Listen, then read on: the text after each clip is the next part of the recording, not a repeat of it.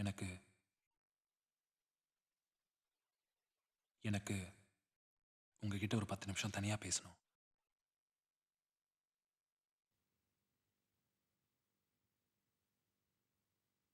இனி பேசுறதுக்கு என்ன இருக்கு?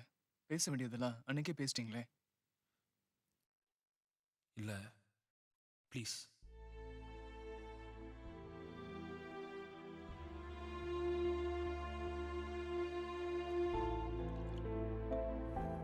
வாங்க.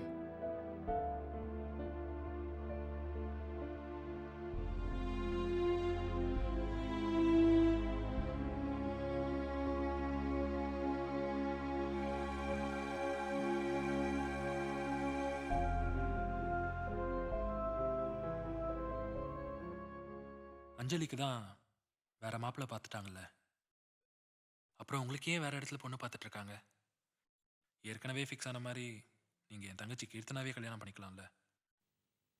இப்பதான் உங்களுக்கு உங்க தங்கச்சி மேல பாசம் வருதா? அன்னைக்கு எங்க போச்சு இந்த பாசம்? இப்ப வலிக்குது இல்ல? இதே மாதிரி தானே அன்னைக்கு எனக்கும் வலிச்சிருக்கோம். இல்ல, என்னால அஞ்சலியை கல்யாணம் பண்ணிக்க முடியாது. ஏன்? ஏன்னா உனக்கு உன் காதல் தான் பெருசு. உன் குடும்பத்தை விட, உன் தங்கச்சி வாழ்க்கையை விட உனக்கு உன் காதல் தான் பெருசு இல்ல? ஆமா.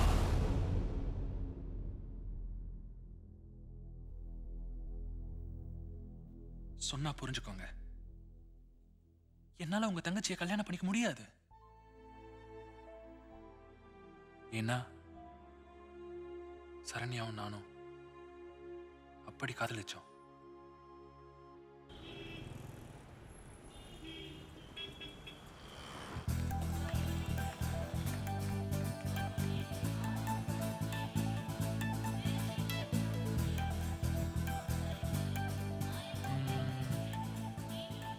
யா. இரு. ஏய், ஊருக்கு போனேன்னா தங்கச்சி கல்யாணம்னு என்ன முழுசா மறந்துடாத. அப்பப்போ உங்க வீட்டுல இருக்கிறவங்க கிட்ட நம்ம விஷயத்த கொஞ்சம் கொஞ்சமா எடுத்து சொல்லு. கீர்த்தனா கல்யாணத்துக்கு அப்புறமா நம்ம கல்யாணம் நடக்கிற மாதிரி பாத்துக்கோ. ஓகேவா? Okay okay. அப்புறம் அங்க போனதுக்கு அப்புறமா என் வீட்டுல நம்ம விஷயத்த பத்தி சொன்னேன், அதுக்கு அவங்க ஒத்துக்கல, அப்படி இப்படின்னு ஏதாவது சொன்னேன், அப்புறம் நான் சும்மா இருக்க மாட்டேன். அதுக்காக நான் மத்தவங்க மாதிரி சூசைட் அட்டெம்ப்ட் எல்லாம் பண்ண மாட்டேன். உன்னை கொலை பண்ணிட்டு ஸ்ட்ரைட்டா ஜெயிலுக்கு போயிடுவேன். கொலையா? நீயா? ஆமா, செஞ்சிட போறேன்.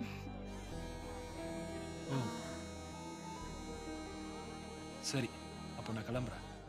பார்த்து பத்திரமா ஜாக்கிரதையா போயிட்டு வா. சரி. ஊருக்கு போனேன்னா மறக்காம எனக்கு ஃபோன் பண்ணணும். சரி. எவ்ரி நைட் நீ என்ன கூப்பிடணும். கண்டிப்பா கூப்பிடுறேன். Okay, bye. See you. Take care.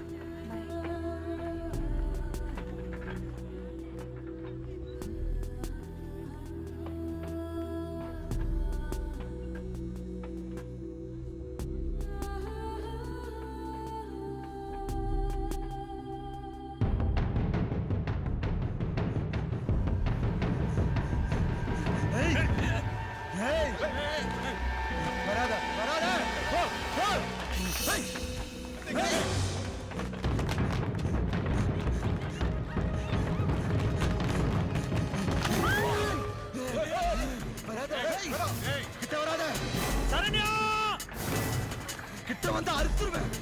கிட்ட வராத.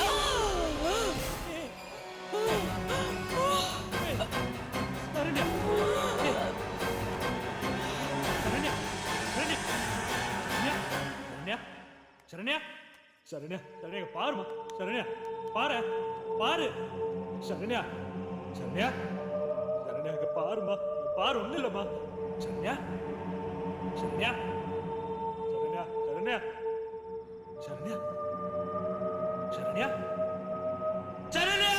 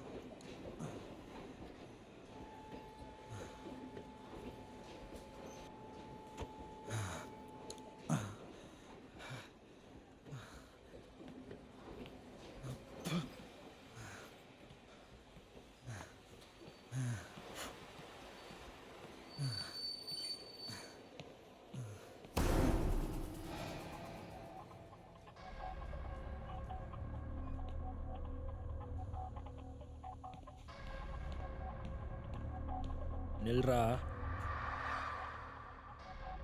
சரண்யா வேண்டா கொன்ன. சரண்யாவா? யார் சரண்யா? சரண்யாவை ஏண்டா கொன்ன? சரண்யாவா நான் கொன்னனா? நீ யாரா? சரண்யாவை ஏண்டா கொன்ன?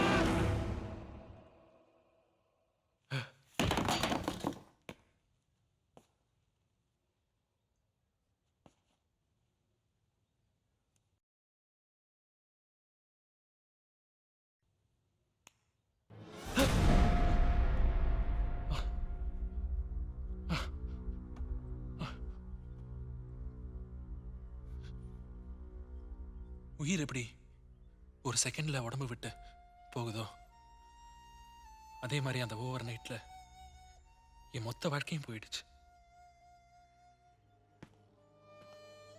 போலீஸ்ல போய் சரண்டர் ஆயிடலான்னு போலீஸ் ஸ்டேஷனுக்கு போயிட்டு இருந்தேன். அப்போ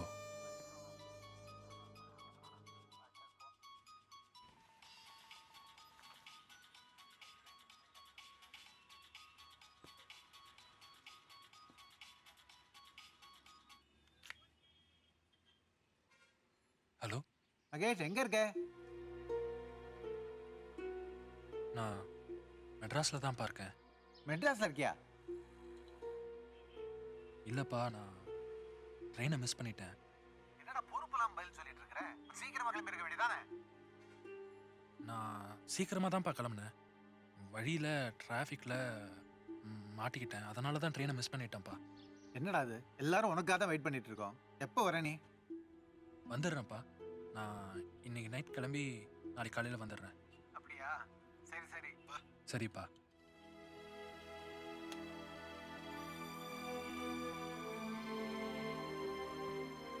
இப்போ நான் போலீஸில் போய் சரண்டர் ஆயிட்டேன்னா நாளைக்கு இந்த கொலைகாரனோட தங்கச்சி யார் கல்யாணம் பண்ணிக்குவா?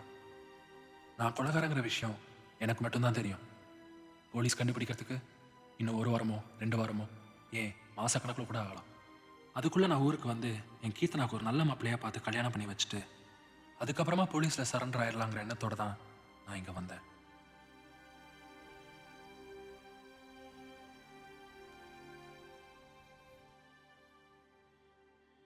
வந்த இடத்துல எப்படி ஒரு பிரச்சனை வரும்னு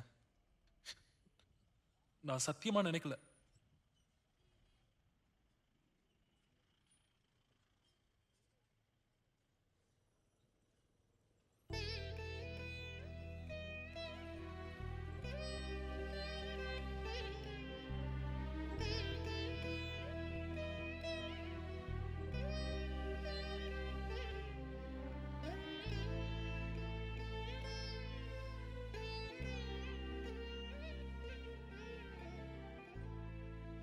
இப்ப சொல்லுங்க, நான் ஒரு கொலைகாரனா இப்படி ஒரு சூழ்நிலையில எப்படி உங்க அஞ்சலியை கல்யாணம் பண்ணிக்க முடியும்?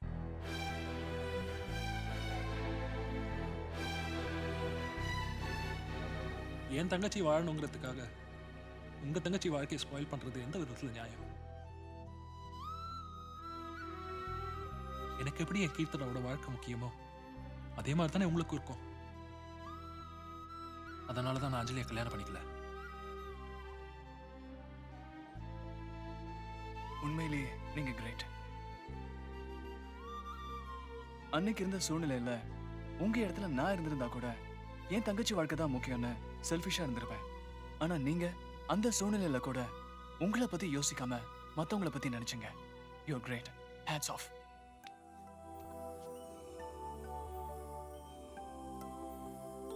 கவலைப்படாதீங்க, இனி உங்க கீர்த்தனா தான் என் வைஃப்.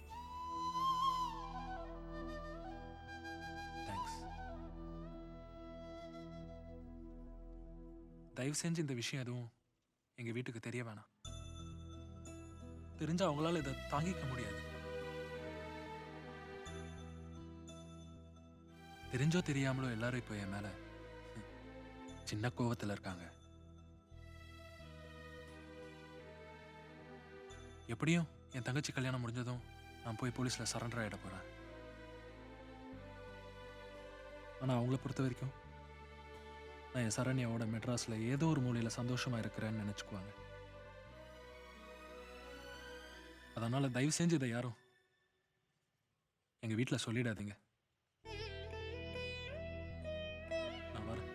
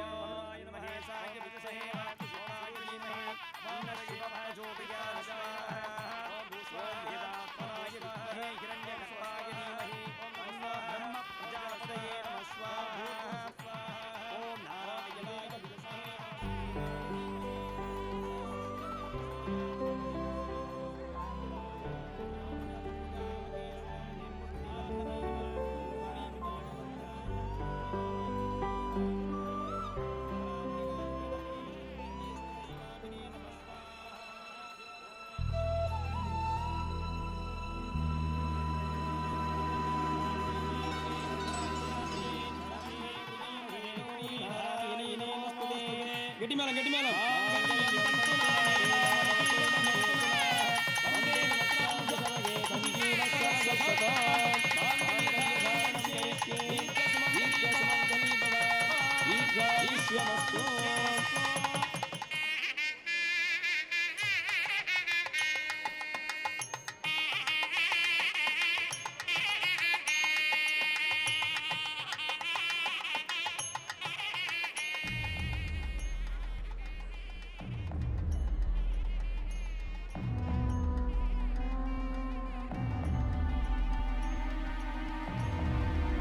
நான் வாய்க்கிறேன்.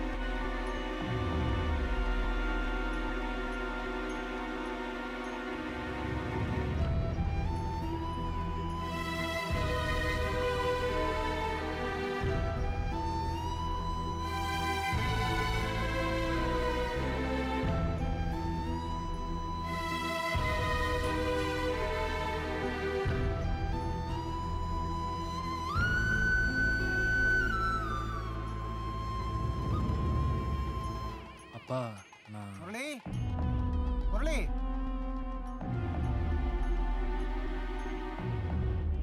என்னக்கா பொண்ணு வரலையா? வந்திருக்காளே, சாப்பிட்டு போயிருக்கா. அம்மா நான் மெட்ராஸ் போகிறேம்மா. இனிமே என் மூஞ்சிலேயே முடிக்காத.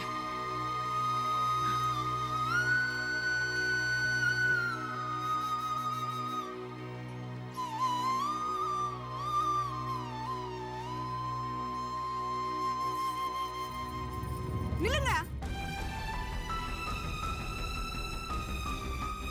மகேஷ பத்தி என்ன நினைச்சிட்டு இருக்கீங்க? அவனுக்கு என்ன நடந்துச்சு தெரியுமா? சார் அவன் வருவான்னு நினைக்கிறீங்க? எவனோ மகேஷ்னு ஒருத்தன் ஃபோன் பண்ணா அதை நம்பி நம்மளும் இங்கே வந்து நிற்கிறோம். எனக்கு என்னமோ அவன் வருவாங்க நம்பிக்கை இல்லை சார்.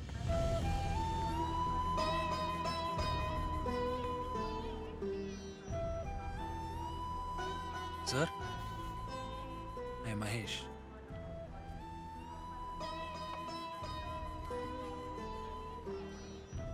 டீ சாப்பிடுவா? இல்லை சார், எனக்கு பழக்கம் இல்லை. போலாமா? போகலாம். ம். Okay sir.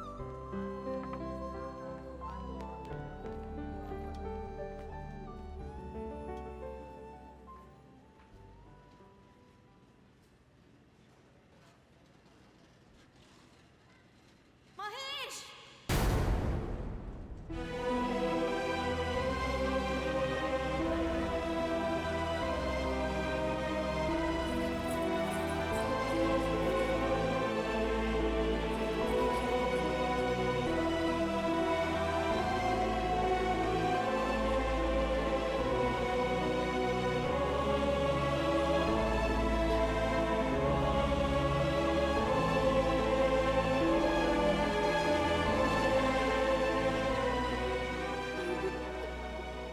ஏய் அழாத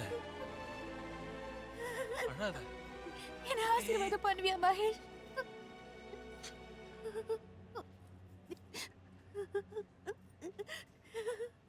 இவ்வளவு பிரச்சனை மனசுல வச்சுக்கிட்டு உன்னால எப்படி சரண்யா பத்தி இவ்வளவு ரசிச்சு சொல்ல முடிஞ்சது? இல்லை நான் இப்போ போகிறேன். திரும்பி எப்போ வருவேன்னு எனக்கு தெரியாது. சப்போஸ் நான் திரும்பி வரலன்னா நான் ஷரண்யாவோட பழகினது, அவளை காதலிச்சது, இது எதுவுமே உங்க யாருக்குமே தெரியாம போயிருக்கும். அது மட்டும் இல்லை, சரண்யா அவங்க எல்லாரையும் பார்க்கணும், எல்லார் கூடயும் வாழணும்னு ரொம்ப ஆசைப்பட்டான். பட் அட்லீஸ்ட் இப்போ அவ உங்க எல்லார் மனசுலயாவது வாழ்ந்துகிட்டு இருக்காள். அதுக்காக தான் சொன்னேன்.